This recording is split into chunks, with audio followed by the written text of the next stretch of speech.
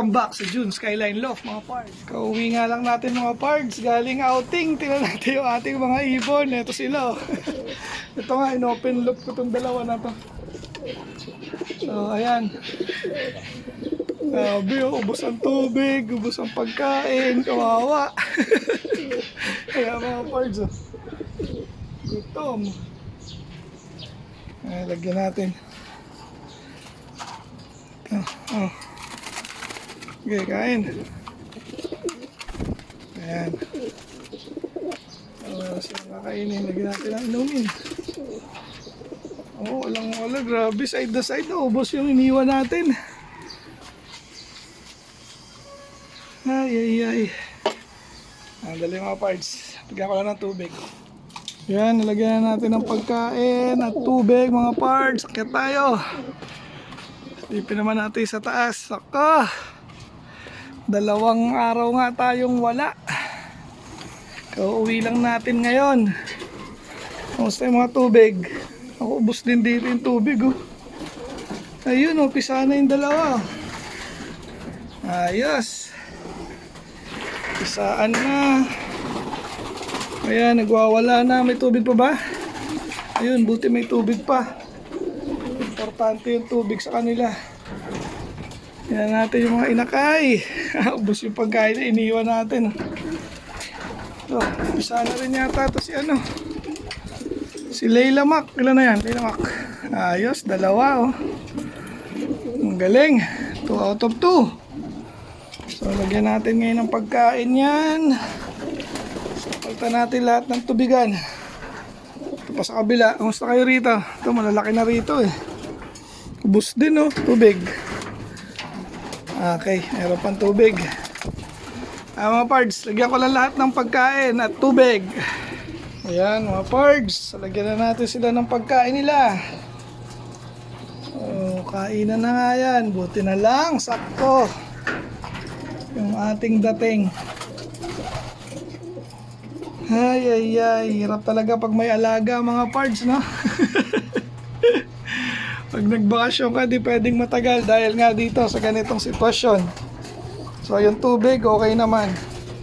So far, so good. So, umabot ng 2 araw. Bali, pangalawang araw ngayon. Overnight kasi kami. So, ayan, nagsusubo na yung iba ron. Ito, okay, pisa na rin. So, ito na lang, ang hindi pa napipisa. Itong itlog ni 006 saka ni Lockbreed. Tapos mga parts, umitlog na pala ng 2 to. Ito. Ayan, meron na ulit. So, lalaki na yung anak nila. Pwede nang hiwalay siguro yan. Ayan Ito, tingin ko itlog na rin to Dahil lang sa anak nila hindi nila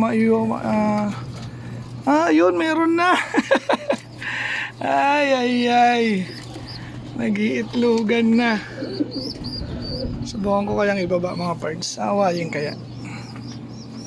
Baba natin dito dahil may nagdodomi. Nga dito nagaya siya yung nagdodominante. Sana wag gawayin. Subukan mo. Ayan, subukan mo na lang para ibaba ko lahat.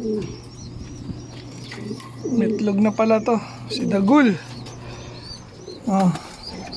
Bawasan na natin tong inuman. Nandito naman na tayo. Ito na ulit yung inuminan nila. O ito na lang. Ay, inaway na. Ayan na nga ba Uy! Away.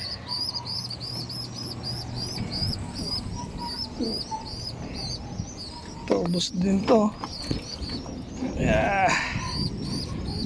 Ubos ang tubig.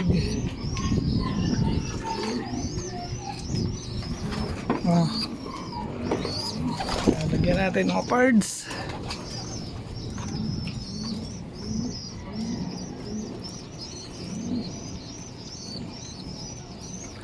Yun, so hindi naman namayat yung ating mga inakay. Okay na okay sila. Ayan, subukan din natin ibaba kaya yung isa. Tanggalin natin ta. Para maluwag. Yung mga Luminan nila, walang lalabas. Walang tatakas. Ayan. Baba na rin natin kaya ito. Para apat sila rito.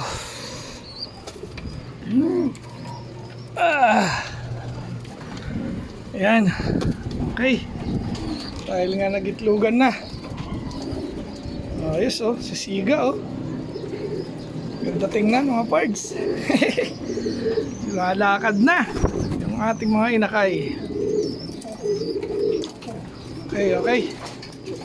Ba, marunong na pala magsitoka mga pards eh oh. Ayos. Mabubuhay na pala tong mga to. Oh, ayan oh. Malakas na silang kumain. Ay, malakas na. Marunong na tumuka. Ilang linggo pa yan, negurado. Kasi sayang yung mga itlog nito kung hindi mapipisa. Ayan oh. Papipisain na natin ngayon si Dagul kasi hindi nila anak yung kanilang inalagaan. Pinayaya lang natin yan mga parts. Okay, galing. Tapos ito pala si bago ako umalis, sinama ko sa kanya to, si Typo, dito kay Days Gone. So ngayon, mukhang pares na sila. Ayan, oh. So may pares na si Days Gone, pero ayoko silang ilagay sana dito. Gusto ko ibalik doon, para yung mga pang south na ihiwalay, dito natin ilalagay. Ano kaya yun? Naaway kasi to si Days Gone eh. Pag nilipat natin dito, inaaway niya lahat yung mga ibon dito. Nilalaro pa natin si 75 saka si 66. So tingnan na lang natin kung ano mangyayari. So nahihinginain sila ng grits ngayon. Nagbigay nga ako mga parts. Taiwan soil ang gamit ko ngayon. Naubos na yung redstone saka yung mix na grits mga parts. Ayan, kung pares na itong dalawa na to.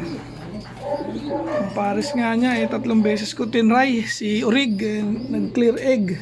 Grabe yan, lalakas na kumain. So mukhang tunay na, malalakas na nga, hindi lang marunong. Ayan, uubusin nila yan eh. Ayos oh. Iiwan lang natin ang 2 araw eh. Kumakain na pala. Yan na nga. Pares na yung 2. Ayan, sisild niya na. Ayos, mga pards. Si Days Gone, saka si Typo. Ayan ang pangalan niya. Typo kasi mali yung mali yung pagkakasulat ng ring number niya. Pero clip ring lang naman yan. Dun sa kanyang pedigree. Kaya si Typo pinangalan ko na dyan. So, tingnan natin. Parehong yan. Long distance birds. Okay?